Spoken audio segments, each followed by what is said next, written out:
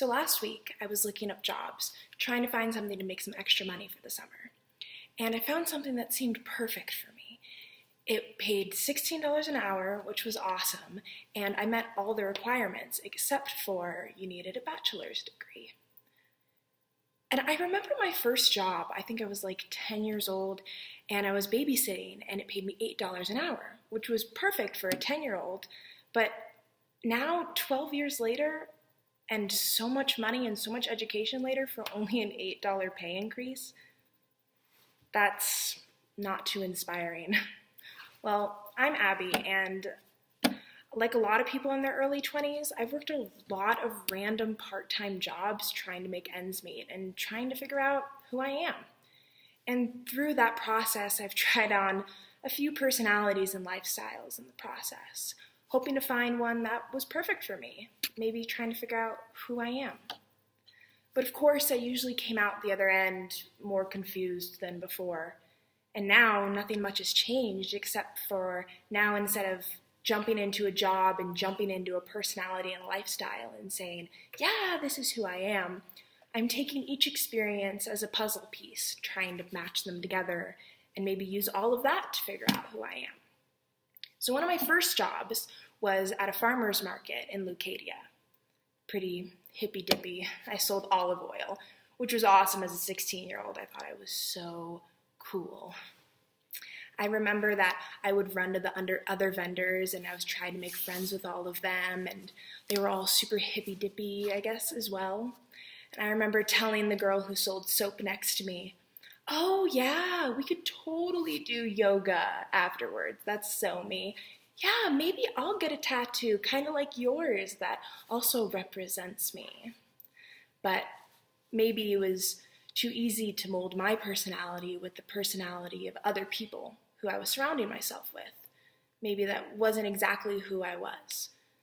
I even brought my ukulele to the market. I like to pretend that maybe I could run around the market without shoes on playing my ukulele forever. But it's not who I was. A few years later, I worked at Guitar Center. I thought it was the coolest job in the world. One, because I was just out of high school and I thought I was a music major at the time. And I, a young girl, got a job at Guitar Center as a salesperson. At the time, I was the only girl who worked there, except for one of the managers who worked in the back, who had bright pink hair. So I thought that was so sick. I was young, I played a few instruments, and I kind of knew what a guitar pedal was, so it didn't take long for the other salespeople to start inviting me to their shows. Yeah, that's right, their own shows. So I got a fake ID, and I started heading to dive bars, and it wasn't long before that got old really quickly, and maybe I couldn't stay out until 2 a.m. at dive bars each weekend. Maybe that wasn't who I was, so I took that personality right off. But if I wasn't made to do sunrise yoga, and I wasn't made to, stay out this late at dive bars, then who was I? At the time, it seemed like, it was either all or nothing.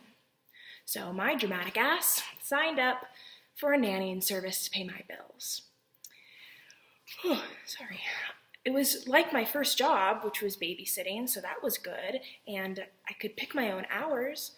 I used to volunteer in elementary school, so maybe it would work out. Maybe this was who I was. So now, through the service I work for, I do a lot of events and daycares, so I meet some of the other people who work for this babysitting service.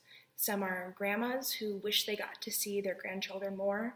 Some are moms just trying to make ends meet. And some are college students like me, who have no idea who they are, but definitely know how to put a baby down for a nap, so maybe that'll help us make ends meet. And even though I'm around moms all the time, I'm not jumping up and down to sign up for Mommy and Me gymnastics.